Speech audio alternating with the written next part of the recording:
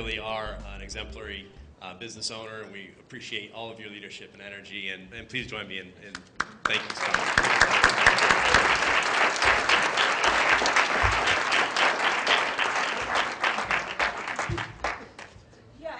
Just a quick announcement before I turn it back to Scott. I wanted to thank the legislators again who took time to be here, and I saw a few have showed up since the last announcement, so I wanted to recognize Senator Polina is here, and Senator Jeanette White I saw over there, and Representative. We are so proud to have Don as part of our organization. He's been active with the Public Policy Committee. He's been a past Harry Eric Award winner. He's been a past chair of the board.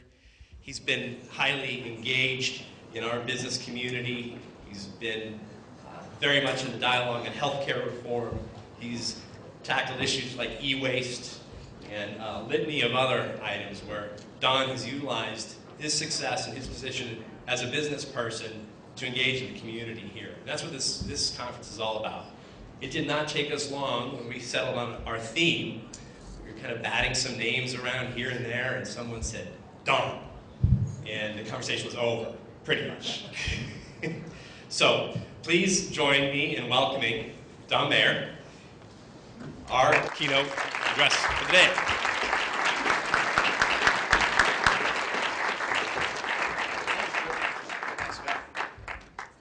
Thank you so much. Most of you know me, and now you heard Scott, you know me even better. And by the time I'm done here, I hope you know me even better, which you may or may not like. Hopefully you like it. I've been in Vermont a little over 40 years. If you look at the success I've had in business in the state, I think I owe a lot to my family.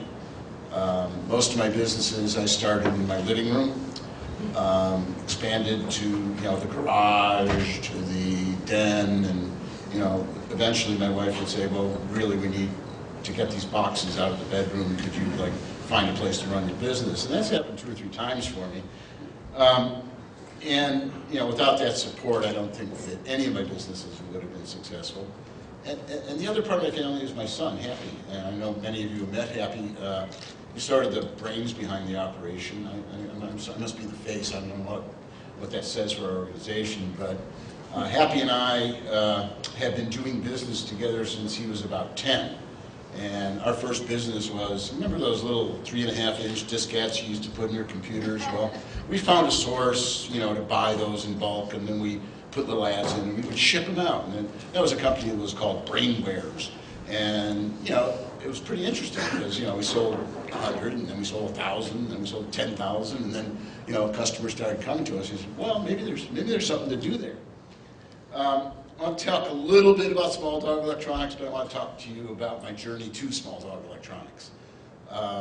Small dog electronics is the 3rd largest Apple specialist in the USA. Apple specialists are independent Apple resellers.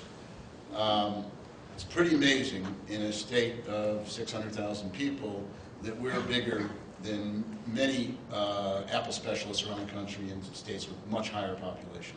We're very close, that close to being number 2. We're also the largest in New England, and we have the 2nd largest independent Apple store in the country. The 1st largest being TechServe in Manhattan. And again, that's a pretty amazing thing that South Burlington has supported that large of a store. My relationship with Apple has been great. I've actually served on their Apple reseller advisory board for about 12 years. And what that means is when I drop an email or call up one of the Apple execs, they'll actually take my call. And I get a couple free trips to Cupertino every year. So this year, Apple has a new exec. They brought in this guy from Continental Airlines to run their sales operation. A guy named Zane Rowe, real nice guy. But he wanted to know who the various members of the Apple Specialist Board were, and asked us each to do 5 minutes. And we were supposed to have 2 or 3 slides. So we made a decision. We said, okay, we got to do something that'll make it stick out with this guy. So we created this video. So I wanted to show it to you. Small Dog Electronics has a slogan, it's always by your side. And that means a lot to us. The most important thing to me is creating a socially responsible Corporate responsibility has been a passion of mine for my entire life. We measure our success by the triple bottom line of people, planet, and profit. It's not enough just to pile a bunch of dollar bills on a table and say you've accomplished something and you're a success. A dollar sign is not really that important. If we're making sure that we're paying all our employees a good salary, we're making sure that we're paying our vendors on time and within the terms that they want, and we're satisfying our customers, those are things way more important than profit. Like, I've been doing this business for 17 years, and obviously I'm not in the sales department anymore, but going down to the store and you know, selling somebody their first Mac or their first iPad is one of the great feelings. One of the things we hang our hat on is for us to develop a lifelong relationship with every customer. We know that they're only going to buy a machine every 2 or 3 years, but they come back and they do that. That's what we're here for. Everyone's on a first-name basis. There's no sir, ma'ams that, you know, kind of happen within the company. Being able to speak to corporate on a one-on-one basis, you know, being able to call a manager of a department like purchasing, accounting, and be able to speak to them one-on-one. You know their face, you know who they are. They're not just someone in a corporate office far away. I love the culture at Small Dog. It is a family-oriented company. It's a very fun, exciting company to work for, and as a dog lover, I absolutely love that I can bring my dog to work. This guy Zane Rowe, who's now the VP at Apple, liked that video so much he brought it down, showed it to Tim Cook, and showed it to the sales conference. So we got a few points out of that one. But I want to go back to the journey about how I got there. I've been described as a serial entrepreneur, which is not quite as good as being like a serial killer or something. Serial entrepreneur, I don't know. So I want to talk about my journey. I really feel that Vermont is a serial entrepreneur's playground. That there are so many resources like VBSR that are available to us here in Vermont. Accessible government, the fact that if you need something, you need only talk to a couple friends and you find somebody that does that. The employees here are perhaps the most loyal and productive employees. I talk to Apple specialists from all over the country when we have our meetings, and I have way more productive employees, way fewer employee problems than virtually any of the people in other areas of the country. And I think that the productive and loyal nature of Vermonters as you employ them is simply amazing and is a great advantage to doing business in Vermont. I started out pretty young. I started out with 2 paper routes when I was about 10 or 11. Going out in the morning and in the evenings, riding my bicycle and throwing newspapers. And then I started selling a lot of stuff door to door. I did the, greeting card thing. I sold those door to door, and then it graduated from that. My next job was selling silk stockings door to door. And, that was an interesting job to be sure. And I was actually pretty good at it. But other things didn't work out quite as well as that. I sold stamped liquors. Basically, somebody invented a little machine where instead of licking the stamp, you push it down. And I was trying to sell those door to door, and that failed. I tried to sell, grass seed in supermarkets where nobody was really interested in grass seed when they're getting their milk and eggs. And I did sell eggs, actually, door to door. We'd buy eggs in bulk and go into the housing projects and sell them door to door. So I've done a lot of those things before I really got serious about business. Early on, when I was in high school, I got involved in the equal housing movement in the Chicago area, actually in Evanston, Illinois. And we spent a lot of time looking at housing issues and garbage collection and documenting things. And I began to learn about the war in Vietnam. And I got very engaged and started to become an anti-war activist. And my parents weren't happy about this at all. And so there's going to be a demonstration down in Chicago, and I said, hey, I'm going to go to the library. So I went down to the demonstration and, hung out with all my lefty friends. And sure enough, the next day, that was on a Saturday, Sunday, my picture was on the front page of the Chicago Sun-Times, holding a sign saying General Key has no popular support, U.S. must get out now. So, that really launched me on my political career. I did apply for conscientious objector status when I was eligible for the draft, and it was turned down. And I went to the University of Illinois.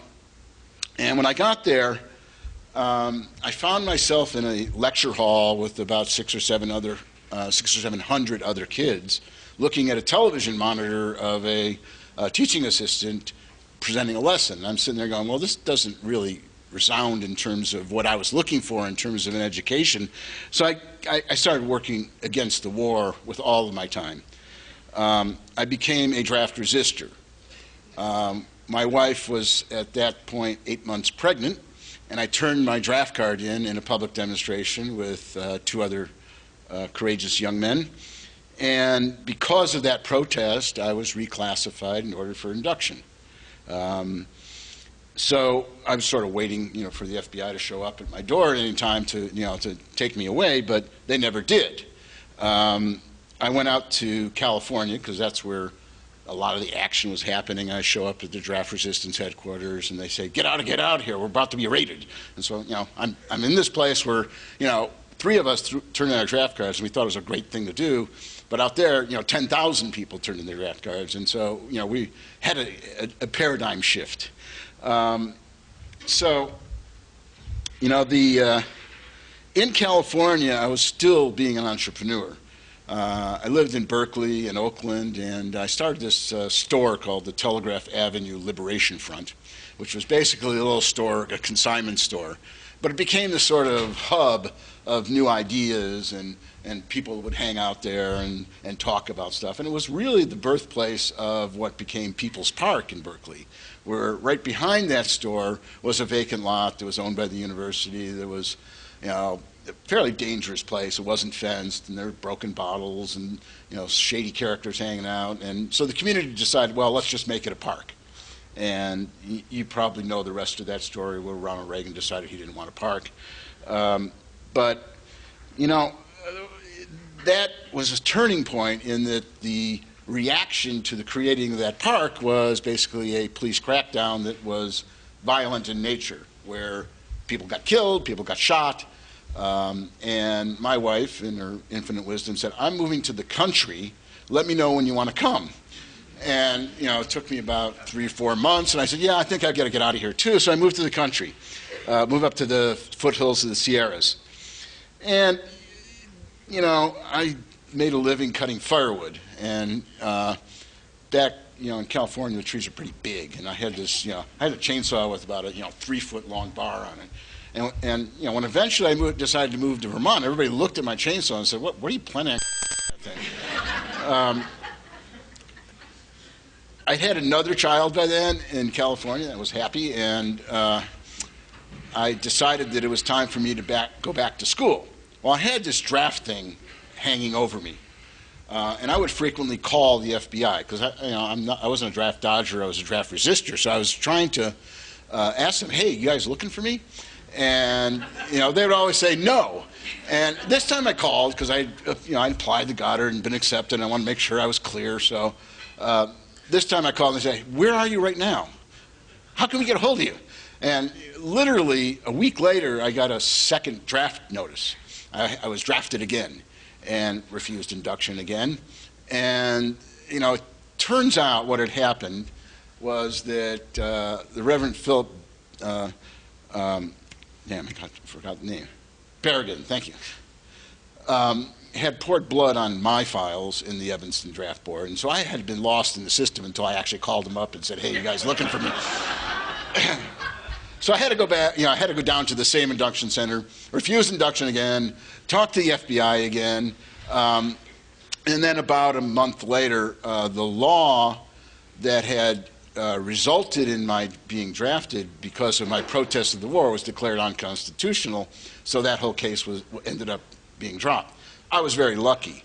A very good friend of mine spent 4.5 years in jail as a result until that law was overturned.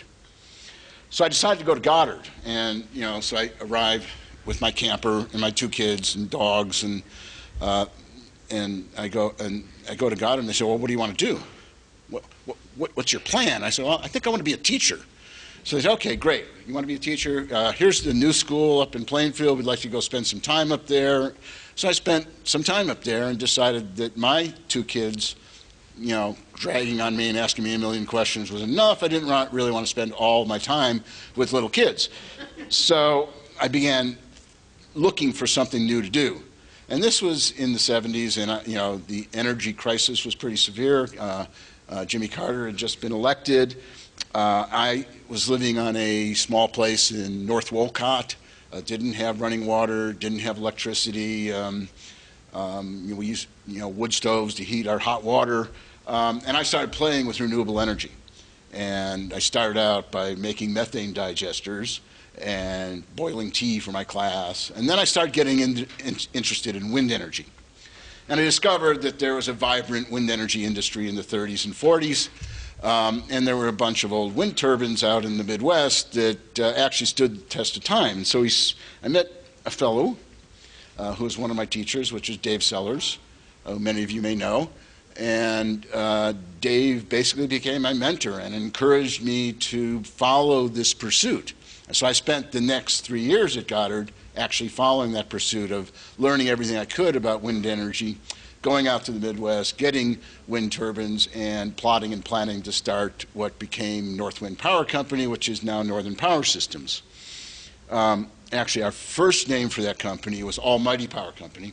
And for years and years, the part numbers at North Wind Power Company were APC something, but our second name was Green Wind Power Company, figuring we'd take off of Green Mountain Power Company, so it was Green Wind Power Company.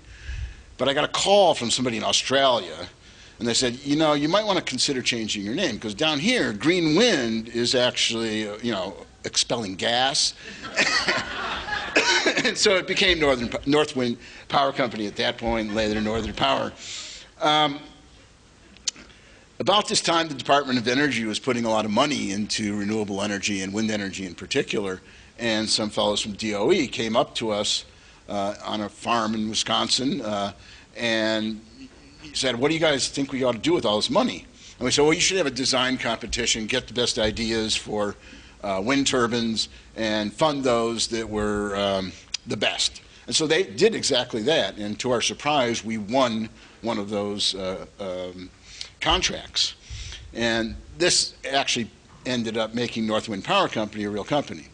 A few years before that, I hired Lars just to, and I was reminiscing with Lars earlier at the table that, one of my early management lessons was I got sort of angry about what was going down at the warehouse, which was about half a mile from where I was in the office, and I just called up and fired everybody. So I had fired Lars, like a week after he'd started, and he just laughed at me.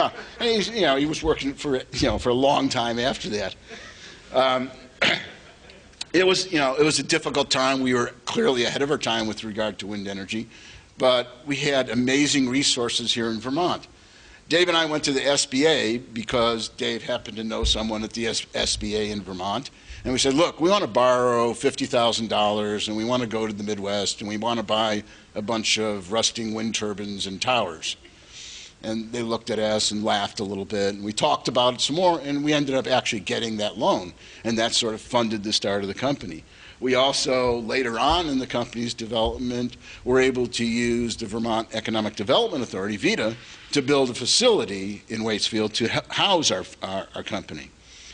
We were always trying to raise money because we weren't making much money with wind turbines at that point. And, it came to the point where I didn't have any more money, and I knew I had payroll coming, and what was I going to do?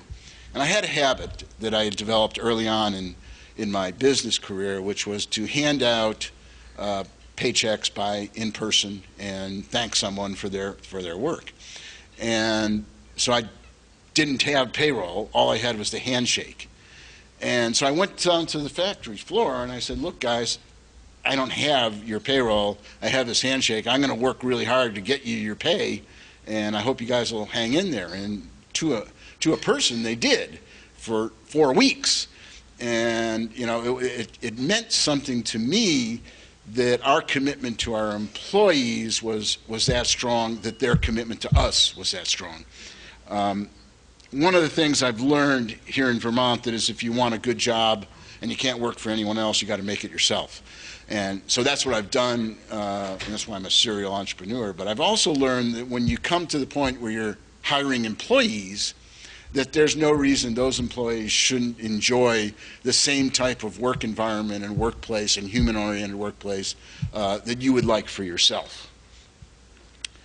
One of the other lessons that Dave taught me was about negativity. I was young, and Dave Sellers, for those you know him, always has a lot of harebrained ideas. And he would get very frustrated with me because he'd bring up one of his harebrained ideas, and I would just sit there and figure out why it wouldn't work. And you know, he took me aside one day and said, "Look, Don, you got to stop doing that. You know, you need to look at ideas first and look at the positive aspects of an idea, and then you know you can discuss why other considerations." And I mean, it's a sort of simple lesson, but it's a lesson that has now become part of the DNA of our company, and something that I actually stole from Pat Heffernan, which is part of our team operating principles, which I found on a refrigerator one day, and it is listen and be receptive. And it's a really important policy that we have, that we've incorporated into our company, is that listening and being positive about ideas encourages more ideas to come up. And you may not adopt them all, but you stifle the good ones if you don't listen. So I was doing this wind energy company, and we got a bunch of contracts, and one of the last contracts we got was from the Defense Department. And it was a Navy contract. We were developing power systems for offshore platforms that scored Navy fighter pilots. And you know, I at that point was doing a lot of the government contracting work, doing all the forms and stuff. And I found myself in a room with a bunch of uniformed naval officers, and I had almost this out-of-body experience where I said, "What would you have done when you were 18, standing on the stage with your pregnant wife and turning in draft guard, if you knew that you were now in this room, you know, working on a defense contract?" And it was very clear to me that I would have done anything not to be there. And so it was within 2 or 3 months of that I actually resigned from North Wind Power Company and started my first computer company, which was Maya Computer Company. Because I had found, that it isn't necessarily, with wind energy, the product was our mission. We were out to solve the energy crisis, and obviously we didn't do that, but that wasn't really getting us where we wanted to be in terms of being able to pay our employees a livable wage and being able to do some of the things we wanted to do with our company. So I decided that it wasn't the product that was important, it was what you did with your company, with your money machine. And so then I started looking at the Apple market. My first company was a failure. I mean, it was a failure because it went out of business, but it was actually a beautiful company. We had a lot of great employees and we did a lot of good work, but our timing was a little off. We were a mail order company. We printed catalogs and sent them out to thousands of people and waited for people to call us, and that was just at the time where things were becoming electronic. And so I mention that because I think failure is important. You have to give yourself the opportunity to fail. When I interview potential employees and someone tells me, well, I was in this company and it didn't make it, in many cases, you'd look at that as a negative. I look at it as a positive because the experiences you gain from those kind of failures and missteps are really invaluable. They're really important to making your company stronger. I went through a couple of other companies. I started a company for PC Connection over in New Hampshire called River Computer here in Vermont, and they discovered the inventory tax and decided to move it to New Hampshire and wanted us all to move to New Hampshire. I had about 30, 40 employees at that point, and I said, I don't think we're portable. We're not really here for the job. We're here because we love Vermont. And of the 30 or 40 employees, one moved to New Hampshire, and that company eventually got absorbed. But I was sitting on the hillside and saying, okay, Small Dog Electronics, A former employee had suggested that name to me, and I'd sort of poo-pooed it and said, terrible name. But I was sitting outside and I was trying to name my new company. And, so I said, well, that's not bad. Let's try that. And so I started Small Dog Electronics in my house. I basically went to auctions, bought computers, brought them home, started putting advertisements out on the internet, and built a business. And eventually, I was doing everything, getting the computers, shipping them, filling out the little UPS book, and it was getting to be too much. And my son, Happy, would come over on weekends to hang out with us, and I said, look, Hap, why don't you join me? I'll give you half the, we can make this a real business. And that was enough arm twisting, and he did. So that company started growing with our relationship with Apple. We faced a pretty serious issue. We were making pretty good money in the early days because Apple's margins on their product that we were able to make were 30% to 40%. And that was a good margin. That was a good business. One conference, at a Macworld conference, a fellow named Mitch Mandich, who was the sales director at that time, came in and gave everybody a copy of the book, Who Moved My Cheese. And then, I don't know if any of you read it, you probably have, it's a little book. You ought to read it, it's worthwhile. At any rate, he says, okay, well, here's the change. You no longer are going to make 30 and 40%, you're going to make 10 or 12%. And the groans in the room were astounding, but it really indicated to us that we had to make our company a company that is able to change. We were selling a ton of refurbished Apple product. This is what we bought at auctions. Apple had a great relationship with us, and we were sending us a lot of product. In 2000, we bought about $10 million of refurbished product. In 2001, we bought $1 million. And they had decided they could sell it themselves better than they could sell it to us. So again, the company had to shift gears and change. And this is when I launched my Clicks to Bricks strategy. A strategy that I think that is much more energizing to my team than simply answering the phone, because we get to interact with customers on a live basis, really understand what their issues are, and provide the kind of customer service that is important to our business. Customer service and customer satisfaction is probably the most important metric that we measure. We use a system called Net Promoter Score, which many of you may be familiar with. We ask a simple question on every transaction, which is, based upon your experience with this vendor, would you recommend this company to your friends and family and colleagues? And if they rate it, and we rate it on a 10-point scale, if they give us a 10 or a 9, we say they're a promoter. If they give us anything below a 5, they're a detractor, and everything else is neutral. And we take the promoters and subtract the detractors, and we come up with a number. And that number drives our incentive profit-sharing program at our company. And we know that our pay comes from our customers.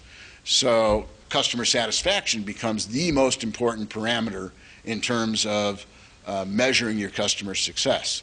So when those numbers fall, and they have fallen from time to time, depending on a number of factors, but I can actually go around the company and hear my employees talking about how are we going to get those numbers back up, because it's that important to them in understanding that that is the metric that drives the success of the company. One of the things we did, which Happy talked about, was the e-waste initiative, where we started collecting e-waste. First, we would charge customers at our stores, and later someone, I think it was Pat, had the brilliant idea, hey, it's Earth Day, why don't we do a free e-waste collection event? And we said, okay, yeah, let's do that. So we said, okay, we're going to do a 4-hour e-waste collection event in Burlington. I think we'll get about 5 tons of e-waste. And we got 55 tons of e-waste. And we thought, this didn't, quite equate with our budget. We were budgeting for 5 tons, and at that point we were paying for everything. So that was another 20 or 30 grand that we had to pay into this project. But we were so excited, not only that the customers that were dropping off e-waste were thrilled with the service we were providing, but our employees were stoked that they were doing something so good for the community. So we did it again, and we said, okay, we're going to do this again, and maybe we'll get 75 tons. So This time in South Burlington, we closed down the interstate. We ended up with over 150 tons. So, we eventually started reaching out for partners, and some of the, some VBSR members were great in helping to support us. We now do this 4 times a year, but one of the most important things that happened is our good deed of doing e-waste spread throughout the country. I sent pictures of the e-waste collection to my reps at Apple. They ended up on Steve Jobs' desk. Other Apple specialists started doing exactly what we were doing and doing e-waste collection events all over the country. And ultimately, Apple committed to doing e-waste events not only for themselves, but funding every Apple specialist in the country e-waste event. So the last e-waste event we had, 150 tons of e-waste, which was a significant amount of money. Apple funded the entire thing and provided all of the support. And I don't know that that would have happened if we hadn't, looked forward and said this is something we have to do because of the footprint we have on society. When you talk about social responsibility, you have to talk about. I'll go back a little bit. I took 4 years of Latin in high school, and that's probably why I don't speak any foreign languages.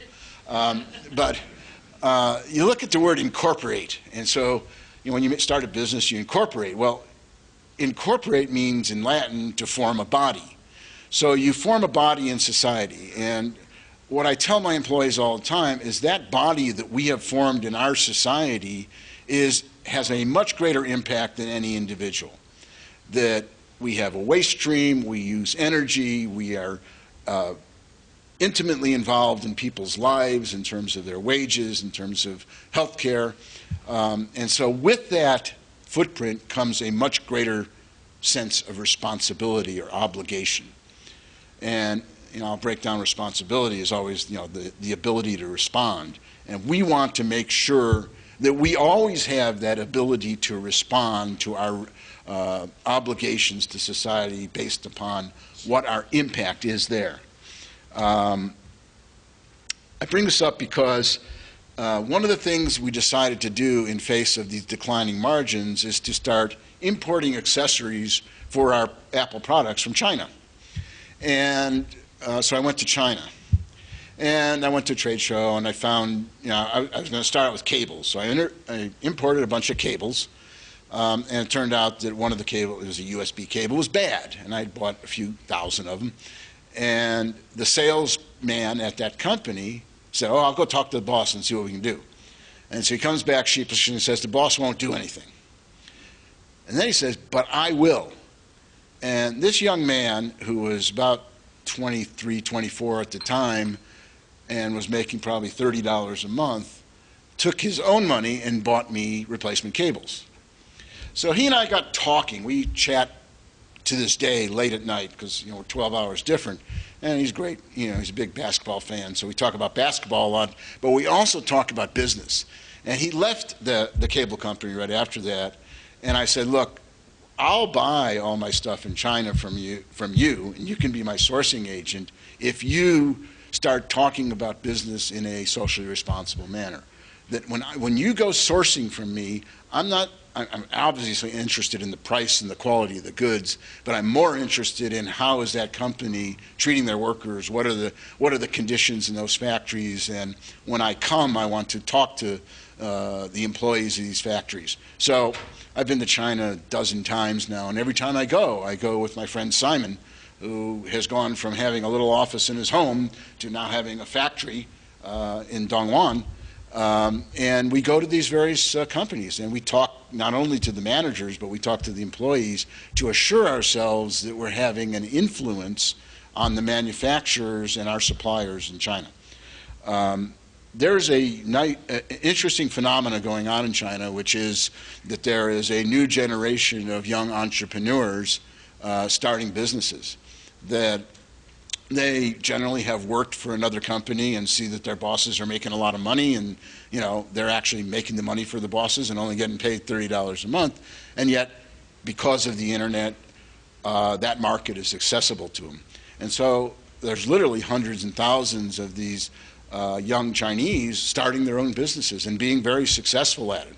And so the the influence we can have on those businesses is pretty substantial, because the normal way of doing business in China is to get a bunch of milk crates and a folding table and a stuffy, warehouse, and that's how you treat your employees.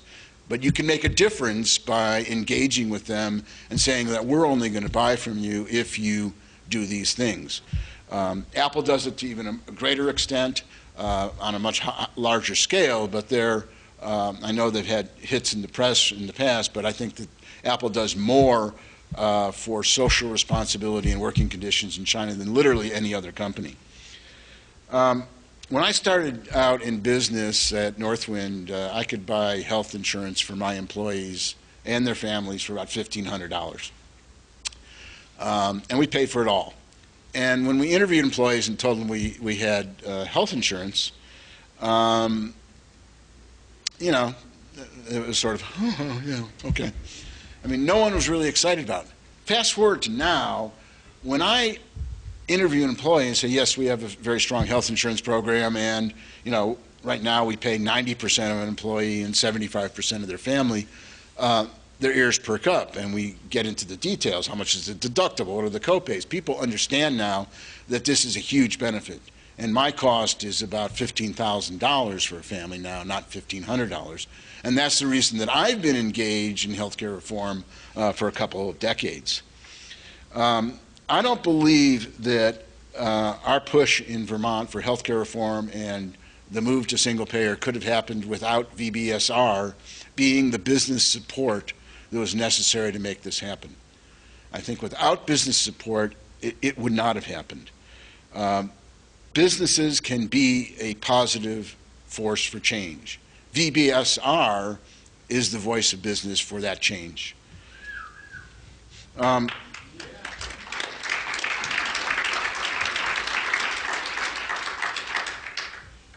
Margins. I want to talk about margins a minute, because it's a bit of a bugaboo, because Apple just reduced our margins again. The little iPad mini, is 7% margin now, so I take your credit card.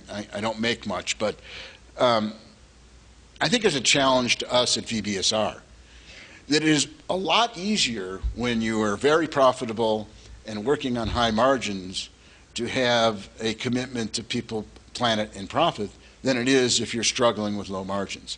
So if I look at the role of businesses and I say, okay, which businesses are high margin? Which businesses are basically selling their own labor or selling products that they're manufacturing or selling products with high margins? And which businesses have low margin?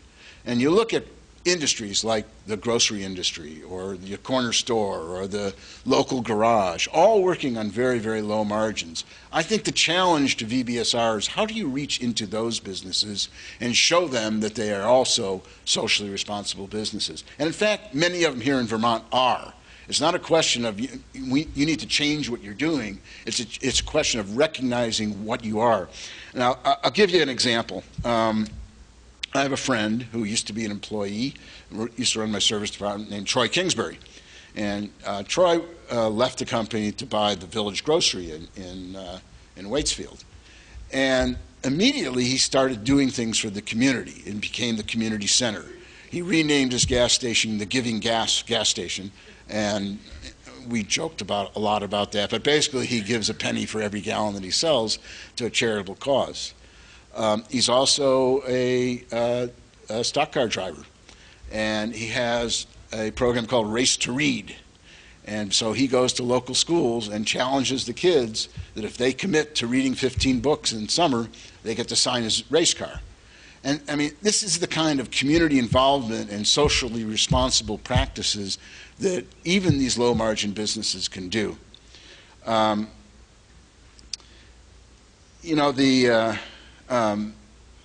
of the things about Troy, I want to talk a little bit more about him.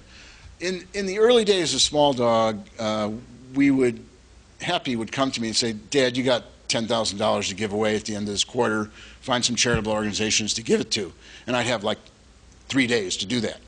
And it was always a scramble to find who's actually going to use the money best.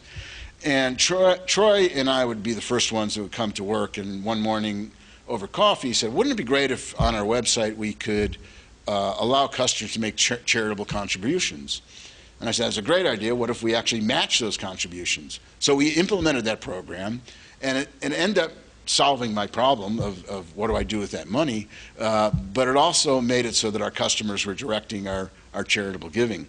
This became even more important to us during the Haitian earthquake, when we launched a special program to match donations for relief for the Haitian earthquake, and it went viral. And again, it was one of those, like the e-waste thing, where we thought, wait, maybe we'd be spending $10,000, $15,000, but we raised $35,000 in the course of 24 hours and matched that to help out in that effort. So I mean, there are things like that where you spend your money and it seems like, gee, I didn't really, it's not in the budget, but the impact on your employees, the impact on your community was so strong that I think you get that back in goodwill easily. Why VBSR? You know, I think that in addition to the lower margin businesses and trying to attract them into our organization, I think we have to reach out to the next generation, the younger generation of new entrepreneurs, to just the way I've been trying to do in China, and try to make people want to look at their responsibility based upon their footprint in society. VBSR, excuse me, it's the people. I have at least 2 VBSR members on my board.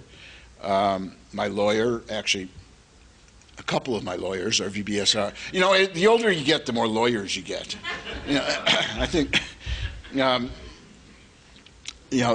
my accountant is a member of VBSR, my insurance rep is, my architect, my builder, my PR firm, my marketing firm, my HR consultants, and basically most of my suppliers. Somebody comes in and wants to sell me something, the first thing I talk about is, are you a member of VBSR? Because I really want to just deal with our community here, or convince somebody that they should be a member of our community. VBSR is a voice for businesses that care about more than profits, and a very influential voice within our state. You should never underestimate that. Our work on public policy is significant. As I mentioned earlier, I don't think we would have health care reform to the extent we do today without VBSR's continual input over 2 decades and more in promoting universal health care for all of our citizens. So what does your money machine do? How do you measure your success? And what is your footprint in our society? I think that I'll end up speculating about the future a little bit in technology, because that sort of fascinates me. I think that if you read some science fiction, if you read science fiction, you probably figure out what's going to go on. But embracing change and understanding, that our society is going to continue to change is important. So, I think that all of you probably struggle with passwords. I have like 150 passwords. And they keep telling you that I have to have numbers and symbols and capitals and all this stuff to make them tough. That's going to be a thing of the past when ultimately it is biometric scanning of some sort, whether it's retinal scan or fingerprint. You're not going to enter password. You're just going to put your finger on on a sensor. Your TV is undoubtedly going to change someday, soon.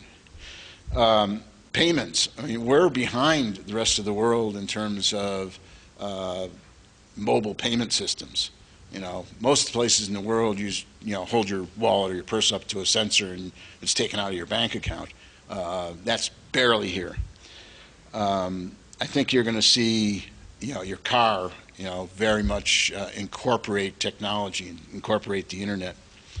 There's a lot of exciting changes going on, and I think that our ability to embrace change and our ability to understand that our business is more than stacking dollar bills on a table, that our business involves the people that work in our business, the people that supply us the products, our customers. These are all important elements of your footprint in our society and part of your responsibility.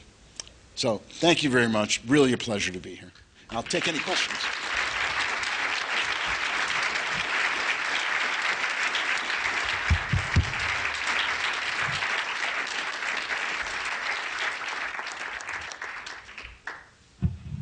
Any questions?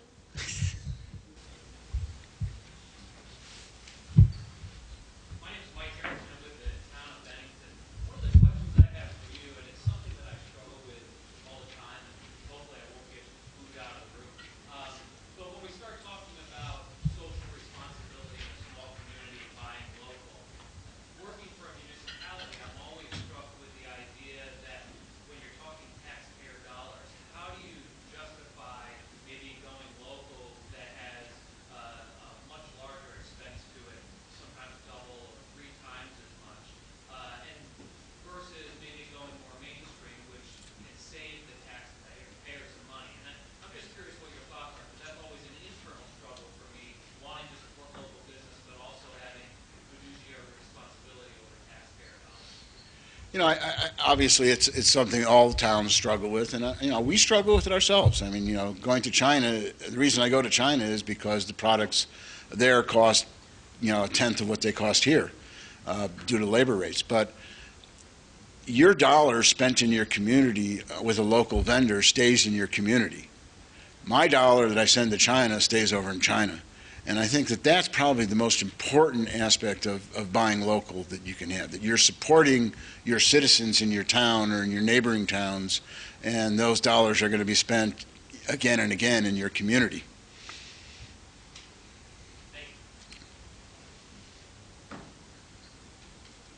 We have about 15 minutes for questions if folks have them.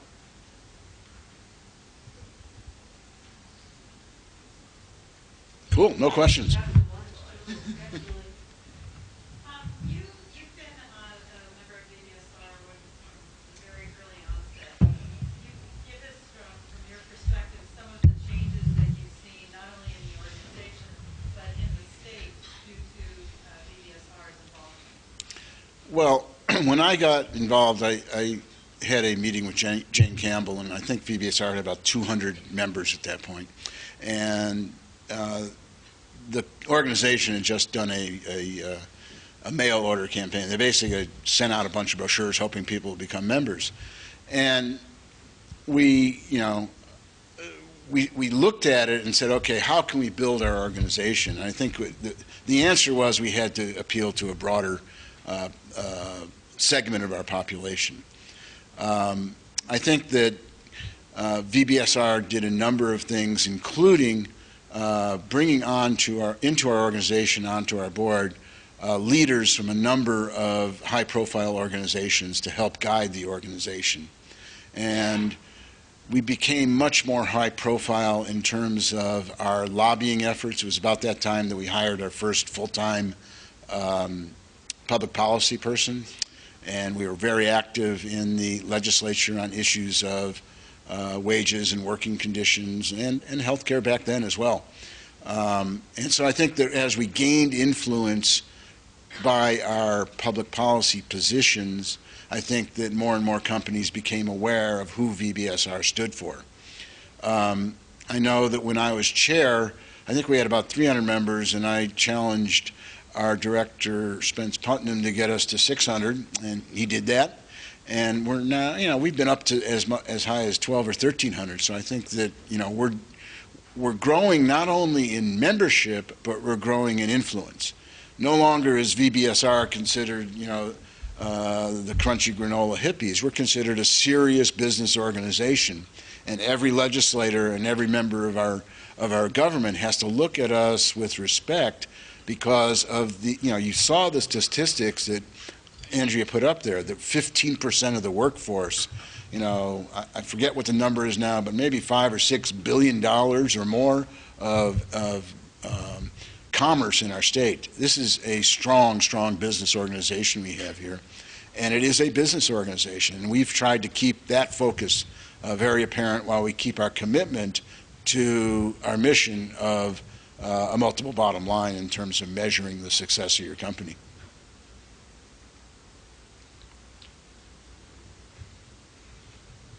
I've got a question. Okay, I got the answer. I'm going to guess you don't see yourself as the head of Small Dog for the next 60 years.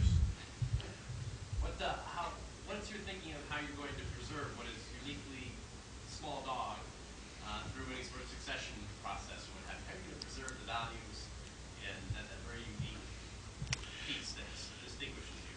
So without making any formal announcements, Happy and I obviously talk about this a lot, and I've always been I felt I had this big burden on my shoulders that I had to make sure that this company was going to exist, and I was going to have to, I felt a little trapped. I was going to have to be the CEO forever. And Happy had told me, I don't want to be CEO. And as he saw that I was getting older, he and I started talking about it seriously. And about a year ago, he came to me and said, look, I think I have a way that you can have the same wages that you're having now, the same amount of income you're having now, and reduce your workload, and I'm willing to step up and be CEO. So it was like a huge burden was lifted off my back, knowing that I had a future that didn't involve me having to work 60, 70 hours a week. So we've plotted a plan, and basically over the next several years, I'm going to reduce my workload and focus it on very specific parts of our company. One is the wholesale business in China. The other is our commitment to social responsibility. And the third is diversifying our business into other business lines. And so those are projects that excite me. Looking for new locations for retail stores or finding a new product line excites me. And certainly the activity we have in China and our commitment to socially responsible business practices are important to me. I had to backstop him a bit, so I'm really focused on bringing my middle managers up to a level that they would provide him with the support he needs in order to do that job. But already we're seeing the results of that, and we have an incredibly intelligent and committed team that's ready to take it forward. So that's our succession plan. I'm looking forward to riding my motorcycle a lot more. We're not plants, we're just. Yeah, I know. Vermont being a business-friendly or unfriendly state, there's so much talk that Vermont's a bad place to do business, and a lot of what we've been working on is kind of dispelling some of that, what we think is myths. What's your experience with doing business in Vermont and state government in Vermont? Well, I've talked about it a lot, and it's not just government. I mean, I don't know that there's any other state in the union where I can drive up to the State House, park right in front, put a couple quarters in the meter, walk in the door, and half the people in the State House know who I am, and I can talk about policy.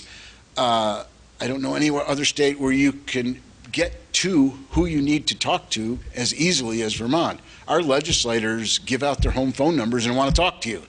If you want that, if you want them to stop by your office, they're going to stop by your office. We have the most accessible and responsible government of any state. But it goes beyond that, because the people that work, whether it's for the SBA or for VITA or for the other organizations in our state, whether it's the Department of Labor, all are anxious to help you with your business. I mean, and I don't know that you find this in other states. I have a store in New Hampshire, and I guarantee it's not the same over there. That we have a much different experience both with government and with state agencies than we have in Vermont. And I did speak about, employees. I've been hiring Vermonters for 40 years. I cannot imagine a more loyal and productive workforce than we have in Vermont.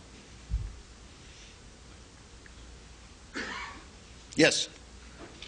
Can you say a little bit more about your wage and benefits package relative to comparable companies in your market, number one, and number two, a little bit more about your revenue sharing or profit sharing? Okay. We run a retail business, so I can't say that our wages are where I'd like them to be, but you have to look at livable jobs, not livable wage. And so we try to provide the most comprehensive package of benefits for our employees so that they can make ends meet. So I talked about how much health care we pay for. I'm pretty disappointed we're not paying 100%, but that just wasn't financially responsible. But we're still paying the lion's share of health care for our employees. We even provide veterinary insurance for up to 2 dogs per employees. I'm often asked whether we'll cover cats and hamsters, and I just have to say, well, it's small dog electronics.